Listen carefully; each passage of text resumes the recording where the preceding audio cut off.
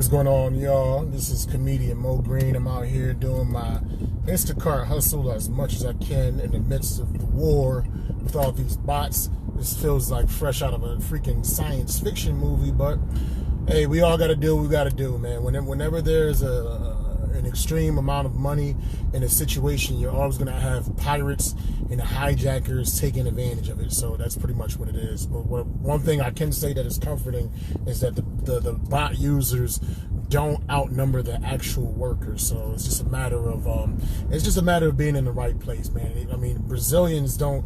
It's not 320 Brazilians in America. You know what I'm saying? They're just hitting and targeting major cities. One thing that I do that helps me out personally, just to get orders in the morning, orders don't really start popping off until 8 a.m. So 8 a.m. it's populated. You got 10 orders, you know what I'm saying? The real big ones is difficult to get. But every now and again, you can catch one and slide it. And I've been catching them. Like I missed a $70 one this morning, and then a $40 one popped up, and I just happened to click it and slide it. It's just a matter of they can't get everything. You know what I'm saying? They can't get everything, and I think enough people are complaining that eventually, like, it will be reduced. Because from what I heard, they had a situation when we used to have to sign up for hours, and people were snatching availability hours and stuff like that. So this type of breach happens all the time. Just got to kind of weather the storm. Drive to different cities. That's one thing. I live in Hartford, Connecticut, but most times I'm like 25, 30 minutes out, like in Avon, like in like nicer neighborhoods. I'm noticing that there's like a lot more bot activity in more urban, like densely populated areas. Like I'm doing a Costco right now, and it's real cheap. It's 18 bucks, 16 items, but it's close to my house.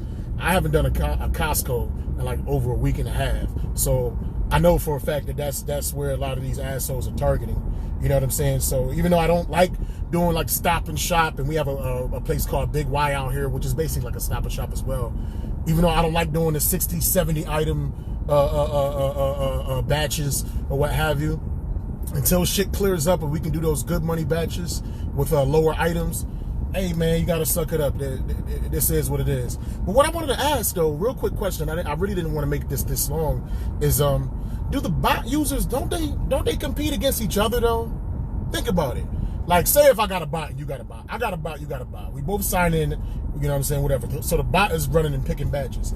If there's $100 batch, right, and I want the 100 and you want the 100, is it in both of the queues at the same time? And then who gets it? The person that picks it first? So I think ultimately, like, if enough people have the bot, then they still would be kind of like competing against each other, even though it's a much smaller pool, because more people don't have the bot than do.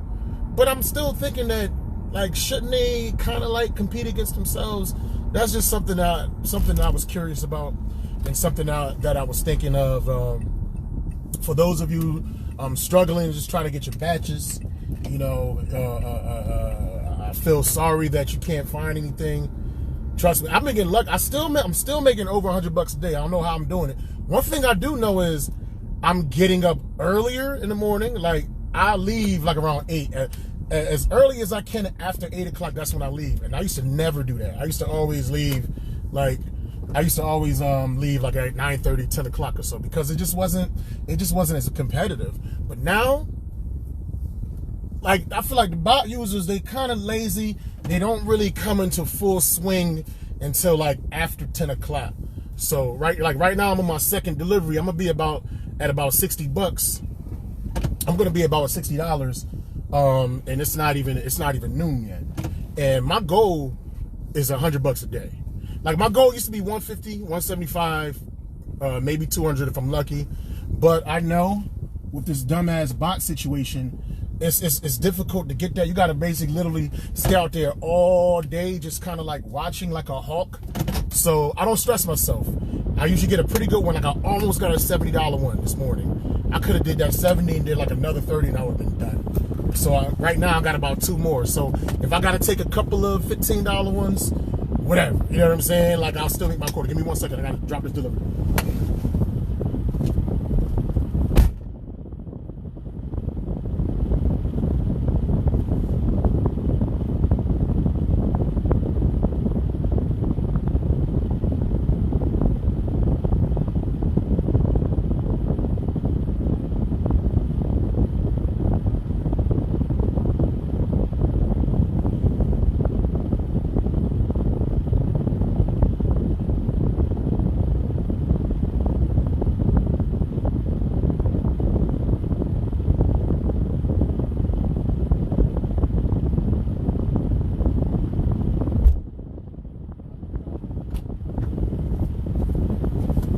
Yeah, so sorry about that. So if I have to, I always catch a pretty big one in the morning. I'm gonna catch it.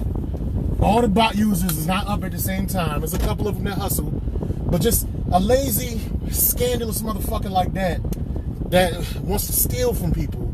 You know what I'm saying? A lot of times these motherfuckers is lazy. They don't want to work hard anyway, and they don't want to compete. So a lot of them, they're not getting up that early.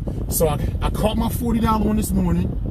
So if I do like three, four more $15 ones, and I think I'm gonna catch another one. I usually catch two big ones.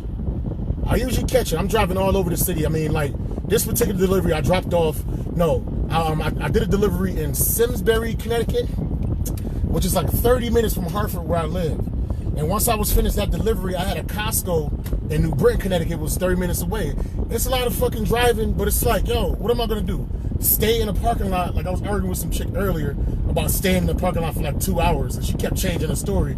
Oh, I took a nap.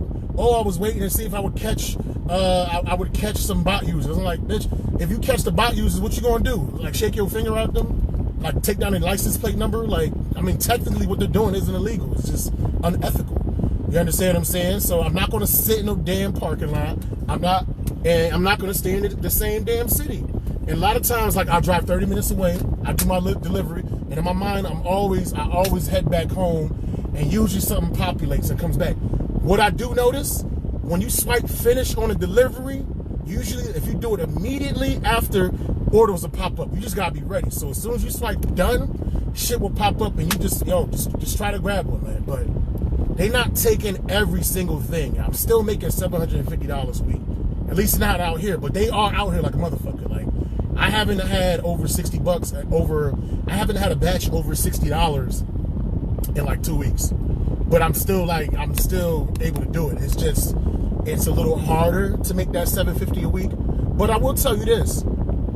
It makes you more competitive and makes you hustle a little harder. Because when things come too easy to you, a lot of times it's human nature to lay back and not worry about anything.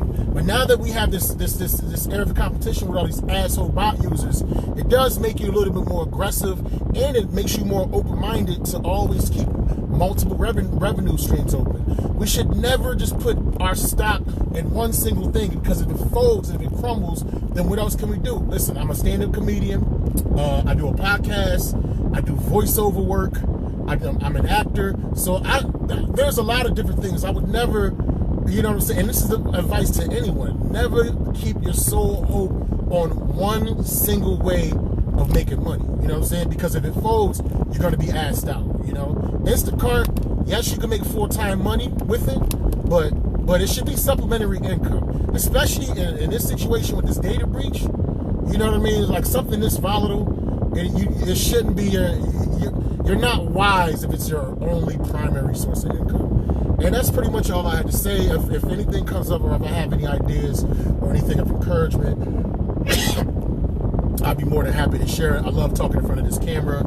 Till then, I will holla at y'all. # everybody need Mo Green. Deuces.